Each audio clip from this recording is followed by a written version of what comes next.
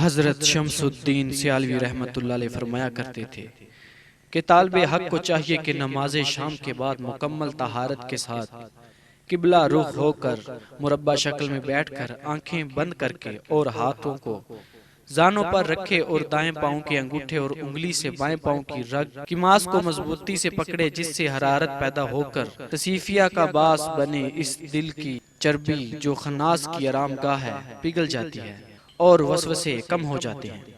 پھر سب دنیاوی خیالات دور کر کے دل و زبان سے ذکر شروع کریں۔ ذکر سے پہلے درود شریف 3 مرتبہ اور لا حول ولا قوت 3 مرتبہ پڑھیں، پھر لا الہ الا اللہ بلند آواز سے شروع کریں۔ اس ذکر سے تصفیہ و تزکیہ نفس حاصل ہوتا ہے اور اس کی ہمیشگی سے دل زندہ ہوتا ہے اور خواب و بیداری میں آوازیں ذکر محسوس ہوتی ہیں۔ عمر دراز ہونے کے علاوہ محبت الہی کا جوش پیدا ہوتا ہے۔ اور اس ذکر کا طریقہ یوں فرمایا کرتے تھے کہ جب سانس اندر آئے تو لا الہ اور جب سانس باہر آئے تو الا اللہ کو زبان کی بجائے سانس سے کہیں، بلکہ زبان تالو سے چپکا دی جائے تاکہ حرکت نہ کر سکے۔ ان کلمات کی ابتدا اور انتہا ناف سے کریں۔ ہر وقت اس ذکر کو جاری رکھنے سے دل خود بخود ذاکر بن جائے گا۔ حضرت خواجہ فقیر محمد چوراہی رحمۃ اللہ علیہ اپنے مریدین کو نصیحت کرتے ہوئے فرماتے تھے کہ اپنے باطن کو صاف کر لو، کیونکہ مرنے کے بعد نجات محض باطنی اعمال کی بدولت ہے، اور اپنے باطن کے ساتھ ساتھ اپنے ظاہر کا بھی خیال رکھو اور اموار شریعت اور فرائض کی ادائیگی میں کوتاہی نہ برتو۔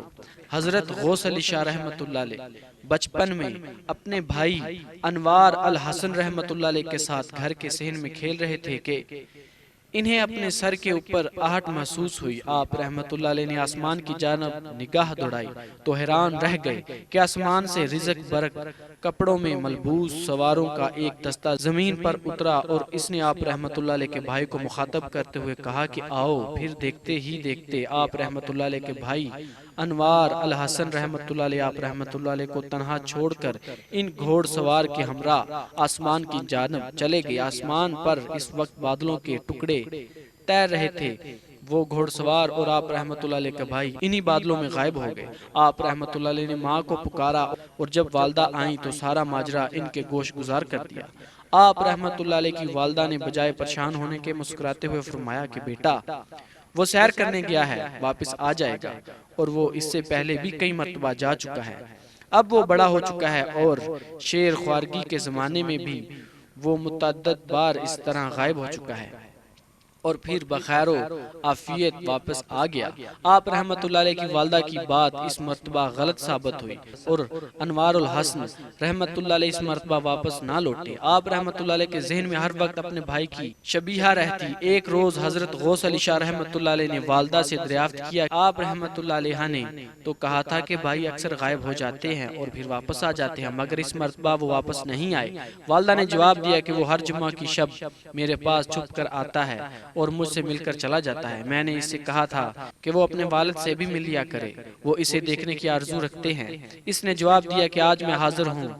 آپ رحمۃ اللہ علیہ والد بزرگوار کو بھی بلا لیں۔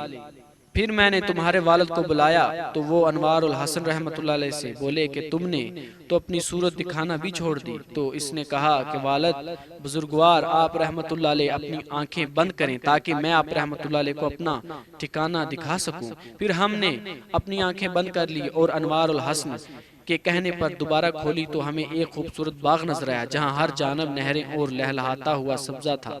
وہاں پھولوں اور میوہ جات سے لدے ہوئے درخت تھے، خوش الہان پرندے نغمہ سرا تھے۔ ہم 7 روز تک اس باغ میں رہے، مگر ہمیں اس باغ کی نہ ہی ابتدا ملی اور نہ ہی انتہا۔ ہمیں جب بھوک لگی تو ہم میوے کھا لیتے، پیاس لگی تو نہروں کو پی لیتے۔ 8ویں روز انوار الحسن مسکراتا ہوا آیا اور بولا کہ آپ نے دیکھ لیا کہ میں کہاں رہتا ہوں؟ تمہارے والد نے اس سے کہا کہ ہاں ہم نے دیکھ لیا، مگر اب تم ہمیں واپس چھوڑ آؤ کیونکہ تنہائی میں ہمارا دل نہیں لگتا۔ چنانچہ انوار الحسن رحمۃ اللہ علیہ نے ہمیں آنکھیں بند کرنے کو کہا، اور جب ہم نے آنکھیں کھولی تو ہم دوبارہ اپنے گھر موجود تھے، اور جس دن وہ ہمیں لے گیا وہی دن اور وہی تاریخ تھی۔